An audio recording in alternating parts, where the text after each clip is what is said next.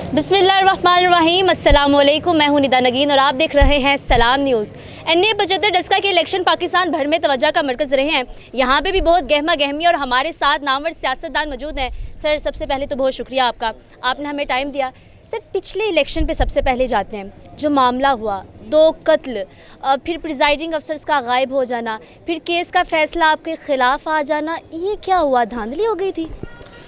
देखें, खैर वो पिछली दफ़ा तो आपको पता ही है, राना सनाउल्लाह यहाँ आए और उनके साथ जो पूरी एक टीम लेके आए थे, पूरा एक उनका प्लान था, मुनज़्ज़म तरीके से उन्होंने जब देखा कि इलेक्शन हारने जा रहे हैं और फिर उन्होंने इंतशारी यहाँ जो उनका एक हमेशा से रोल रहा है नून लीग में, इंतशार फैलाना और फिर हवाई फायरिंग, एरियल फायरिंग, गोलियाँ चली, 2 शहादतें हुई।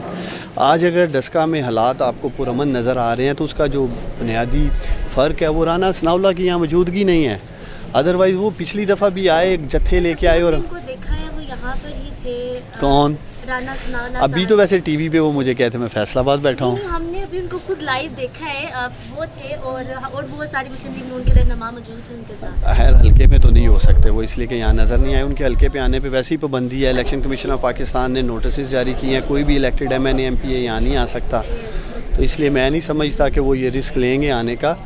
और रिस्क ले लिया तो उनके खिलाफ कोई कार्रवाई वगैरह होगी? वो तो इलेक्शन कमीशन ऑफ पाकिस्तान करेगा। इनके जो लोग पहले भी दर्जनों में आए MNA MPAs, आज भी कुछ आए थे, उनके खिलाफ नोटिस जारी किए हैं इलेक्शन कमीशन ने। आपने ये कहा कि भाई ये नून लीग वालों ने जो भी किया, तो फिर क्यों उनके हक में फैसला चला कि ये अवाम की समझ से बाहर है कि भाई उनके खिलाफ क्यों नहीं गया फैसला? दोबारा से इलेक्शंस PTI जीत चुकी थी, फिर इलेक्शंस करवाने का क्या मकसद? देखिए, यही हमारी प्रे थी सुप्रीम कोर्ट ऑफ पाकिस्तान में। हम समझते हैं कि इसमें टेक्निकली सोहम थे इलेक्शन कमीशन के फ़ैसले में। जब आपके ये प्रे करने वाला कह रहा है मुझे 20 पोलिंग स्टेशन पे इंसाफ चाहिए, 240 पे मुझे कोई मसला नहीं है, तो आप कहते हैं नहीं 360 के 60 पे ही हम दोबारा इलेक्शन कराएंगे। उस पर टैक्स पेयर का पैसा लगता है। लाखों लोग बाहर निकले, लाइनों में लगे और उसका नतीजा आज देखें। आज वो टर्न आउट नहीं है। मेरा जहाँ तक ख्याल है आज इलेक्शन शायद 20% 25% टर्न आउट होगा। तो बेहतर नहीं था कि इलेक्शन कमीशन सिर्फ 20 पोलिंग स्टेशन पे ही रहने देता और वो लोग दोबारा बाहर नहीं आ। नहीं, मैं अब क्या शिकायत कर सकते हैं? आज इलेक्शन हो रहा है, कम से कम चलें इलेक्शन मैं इस एतबार से फेयर है, फ्री है, पुरअमन है, इंतज़ाम पहले से बेहतर हैं। जितनी सिक्योरिटी यहाँ लगाई गई है, खैर ये जनरल इलेक्शन में या अगर एक से ज़्यादा बाई इलेक्शन हो मुमकिन नहीं होगा इलेक्शन कमीशन के लिए। तो आज तो कम से कम इलेक्शन कमीशन ने काफ़ी, मैं समझता हूँ इलेक्शन हो रहे हैं, कौन जीत रहा है, किसका पलड़ा भारी लग रहा है? मेरा ख्याल है 2 घंटे के बाद पता चल जाएगा। सब क्लेम कर रहे हैं, नून लीग वाले कह रहे हैं वो जीत रहे हैं, हमें लग रहा है हम जीत रहे हैं। जीत इस वक्त बैलेट बॉक्स के अंदर है और वो जैसे ही 5 बजेंगे गिनती शुरू होगी। और वैसे सुबह का जहाँ मैं जा रहा था वहाँ तो हमें बल्ले की आवाज़ आ रही थी, बैट आ रही थी और हमें इंशाल्लाह ताला अल्लाह के घर से पूरी उम्मीद है बल्ला जीतेगा। चले जी, उम्मीद इमरान खान जीतेगा।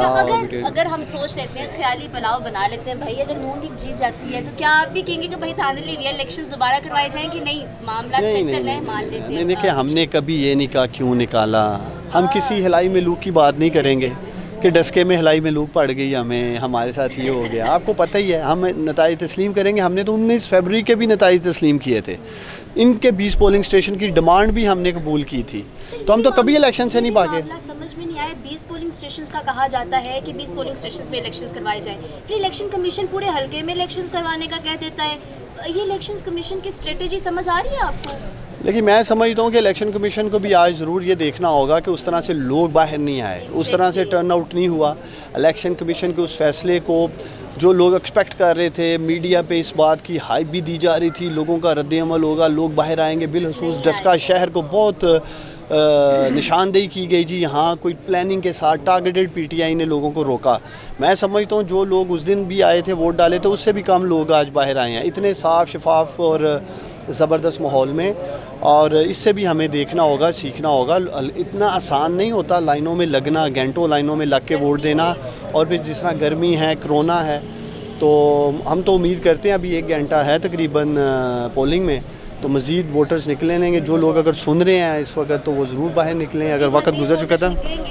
लास्ट क्वेश्चन सर, आप थोड़े से आगे हालात की तरफ आ जाते हैं। आवाम जो गरीब आवाम है, कोई शक नहीं पीटीआई ने जो करप्शन के खिलाफ स्टैंड लिया है, हम कहते हैं कि पीटीआई का पहला स्टैंड है, कोई शक नहीं, हम उसको अप्रिशिएट करते हैं। लेकिन सर पर्सनली मैं आवाम में निकलती हूँ, उनसे मैं कोई सवाल पूछूँ ना कि आप मुझे वोट की इज्जत बताएं, आप मुझे ये बताएं, वो कहते हैं महंगाई बहुत है। तो आपको लगता है कि पीटीआई थोड़ा इस हवाले से काम करने में नाकाम रही है, महंगाई को हैंडल करने में? वो भी कोई बात ही, नो डाउट, जिस तरह से पिछली हुकूमतें कर चुकी हैं, लेकिन महंगाई को सेटल डाउन करने में पीटीआई की बैड गवर्नेंस रही है।